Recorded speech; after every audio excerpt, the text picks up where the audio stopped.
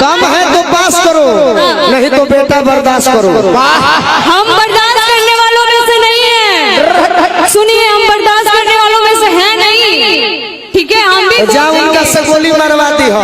अब तू चाहबो कि खाली हम पवन सिंह के फेरा में रही तो वो हम ना है, जान लो। उल्टा मत बोला, हमरो बोले लगे तू पवन सिंह के काहे बात करत हुआ। अरे होई मौका ही जाड़ा तू उनके लाइन पढ़ू, हमारा लाइन नहीं खू। इंकरा इंकरा मत बोली, हमेशा अच्छा नहीं लगता है। उनका उनका का लगेले बड़ा। एक मिनट आप धमकी दे रहे हैं, आप हमेशा कंट्रोवर्सी क्यों करते हैं? कंट्रोवर्सी? हाँ और जब पति के मरण, पति के मरण अरे सती जनी है सत भतरी में हरिया का जानी। पति के मरण है सती जनी है सत भतरी में हरिया। पति के मरण सती जनी है। अच्छा एक मिनट मेरी बात सुनिए। भोजपुरी में बोलबो कि ना तू? ठीक ठीक सुनी चाहे सुनो, चाहे सुन। तरौरा वहाँ लोग से बोली एने के का मतलब बा? पति के मरण सती जनी है सत भतरी में हरिया। अरे का जानी मरदा के मरण, अरे मरदा जनी है। अरे होई मौका ही जाड़ा का जानी मरदा के मरण, मरदा जनी है। होई मौका ही जाड़ा का जानी। कहा तेरे से दुख लगल जन करू काहे? तू हमें गरीब से मिलल बड़ू, रोज रोज गरीब के बात ना, रोज अमीर से मिलत बड़ू से। देखिए अमीर गरीब के बात ना बा, हम कोनो बहुत आपसे मैं जूनियर ही हूँ, सीनियर नहीं हूँ। आप मेरे सीनियर हैं। अरे तुम मेरी जान हो यार। जूनियर सीनियर क्या होता है? लेकिन एक होता है, आप बुरा नहीं मानिएगा, शब्द का उच्चारण मुझे आप ऐसे बोल रहे हैं तो अच्छा नहीं लग रहा है। बाकी तो हम आपसे तब हम कहने न गावतानी कि पति के मरम सती जनी है सत भतरी में हरिया का जानी।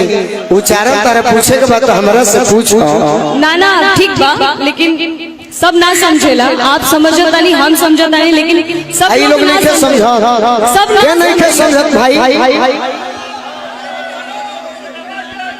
अब तारा जो सर्च सॉन्ग गाइब तो हम तारा प्यार में डूब जाए के नहीं खेला। तू ही कहा जो तारा अच्छा लगा। अब तू चाहबो कि खाली हम पवन सिंह के फेरा में रही तो वो हम ना है, जान लो। उल्टा मत बोला, हमरो बोले लगे तू पवन सिंह के काहे बात करत हुआ। तो तू उनका फैन हुए से उनका फेरा में रहलुए से मैं आपसे बोली, आपसे मैं बोल क्यों आप भी बात करते हैं हमारा। तू हमारे बात के दुख मत मान।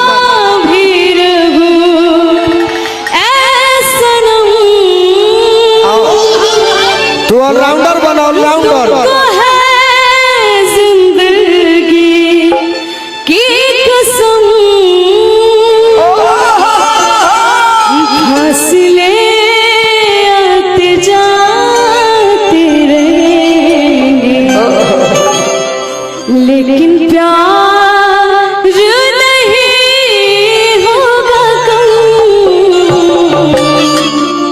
देखिए सब ठीक है, हम क्यों के ऐसे पर्सनल लेके बोले कि हम इनकरा पीछे बनी उनकरा पीछे बनी, शायद रौरा बनी यही से सोचता नहीं। तू सबका खातिर बनाई है, हम चाहते हैं। बिल्कुल मैं हूँ, खराब ऐसे लगता है ऐसा कौन तू नहीं खू।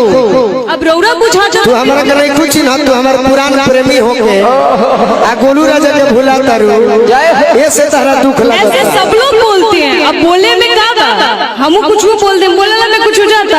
चलिए गाना गाते हैं, गाना गाते हैं। तू ऐसे नहीं कुछ पुराना प्रेमी अक्सर नए यार मिलते हैं तो लोग पुराने यार को भूल जाते हैं। ये दुनिया की रीत है। लेकिन यारी भी चाहिए ना, यार भूलने के लिए यारी भी चाहिए होता है। अब मुझे ये नहीं, हमने के गाना मतलब गाना से बात कर जाए कि फिर ऐसे ही बात करेंगे, बता फिर कर लिया जाए। मनवा के दुखवा आजिए नु कहो तो ठीक बार होगा, उच्चारण करी मनवा के दुखवा हमरा से बोली, लेकिन शब्द के गलत उच्चारण मत करी। हम रौरा के पता ना का बोलनी। हेलो देखिए रुको रुको अब लगल जज बने वकील बनो तनी जज काफी बनी। ये मंच है, ये मंच है पब्लिक के मनोरंजन के लिए। क्यों आप घबरा रहे हैं? घबरा अच्छा एक मिनट, ये बोलने आए हैं ना, ठीक है मंच है, अगर आपको मऊगा वगैरह बोलने लगे तो आपको कैसा लगेगा? भोजपुरी दुअर्थी भाषा होला। अच्छा दुअर्थी गाना में गाड़ी में अंदर बाटे, दुअर्थी कैसन जो हम लोग के गाड़ी दे देनी है, कहीं कहीं में नीमन भी बाटे, गाड़ी तो गाड़ी तो हो। किसी से पूछकर देखो कि हमने गाड़ी दिया है। अच्छा सतभद्री मीन्स क्या होता है? क्या होता है? ये नहीं करने का, समझिए आप लोग भी बात की कुनाल गाना का गाते फंसा हैं के महाराज। वीडियो ही चलिए गाना गाइए। तो वही गाना गाते हैं, मैं भी वही बोल रही हूँ सर कि गाना गाते हैं ना। तू कहे के खड़ा भइल है? तू उनके लायक बाड़ू, हमारा लायक नहीं। ये बात मत बोल। तेरा दुख लगता तू बैठ जा। अरे आप इनको सुना तारा हमरा बाप के दुख लगता तो तू बैठ जा। तू उनके लायक बाड़ू, हमारा लायक नहीं तू। इंकरा इंकरा मत बोलिए। आप लोग कभी सुने हैं? मैं आप एक बार बोले मैं आ गई। हम नहीं बोले, आप नहीं बोले, हम नहीं बोले। तेरा दुख लगता तू बैठ आ, तारा से 2 घंटा भी हमार मुखिया जी गई हन आ तारा गावे के बा बैठ। अच्छा आप हम 2 धमकी दे घंटा रहे गावे। हैं, एक मिनट आप धमकी दे रहे हैं। आप हमेशा कंट्रोवर्सी क्यों करते हैं? कंट्रोवर्सी? हाँ तेरा कौन बात खराब लगल के हुको है? तो आप हमने खराब गाया है? अच्छा तो मैंने कुछ खराब बोला है? ना तू बोला ना हम बोलनी, गाना गाओ। तो तू गाना गा के जवाब दो ना, खड़ा बाड़ू तो। तू बोला हम तो कम है तो पास करो, नहीं तो बेटा बर्दाश्त करो। हम बर्दाश्त करने वालों में से नहीं है। सुनिए हम बर्दाश्त करने वालों में से है नहीं, ठीक है? हम भी जाओ उनका से गोली मरवाती हो।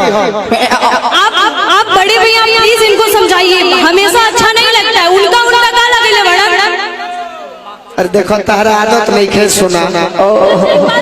हमरा जोरे अनुपमा गौले बाड़ी, निशा उपाध्याय गौले बाड़ी, दुनिया गावत, इनका आदत नहीं खे। ई जीवन में नहीं खे केहू के संगे बोले, एल्बम में गौले बाड़ी आ मंच भैया खड़ा बा, ऐसे इनका खराब लगता। मैं आपकी बात से अग्री कर रही हूँ, हम माना नहीं राहुल बात, हम पहली बार ऐसे मतलब मंच शेयर करता नहीं, लेकिन हम आपके अब जूनियर बनी तो रोरा हमरा के सिखाई ना। फिर जूनियर कहता रू, रोरा सीनियर बनी हमरा से। कैसे सीनियर बना रू?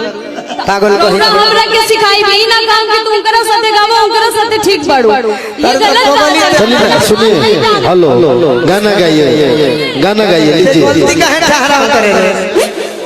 हम तो थोड़ा बोला थोड़ा ए गाना प्ले करिए महाराज, आप लोग हंस रहे हैं। गाना प्ले बदमाश कहीं। तुम्हें बाबू यही खातिर सुनो ना लगा दोस्त मेरी, आपको आइडिया नहीं है बिल्कुल मुझे आइडिया दुनिया नहीं है। में जो यहाँ लोग रुके हुए हैं, इतना जान लीजिए कुणाल भैया, इतना मैं जानता हूँ कि 2000 हम अगर किसी भाई पर खर्च करेंगे, जो यहाँ खड़े हुए हैं वो लोग रिकॉर्डिंग आ सकते हैं। ये मंच जो है ना अखाड़ा है, यहाँ सबकी बस की बात नहीं है। नहीं आप अकेले गा सकती हो। सुनिए ना, ठीक कह रहे हैं आप खड़ी हो, सबकी बस की बात नहीं है कि कोई अपने आप को शब्द भतरी बोले, सबकी बस की बात नहीं, सब नहीं सुन अरे सकते। तो तुम्हें हरी में हरिया कहते ना नु कहा, अरे गाना गावा बाद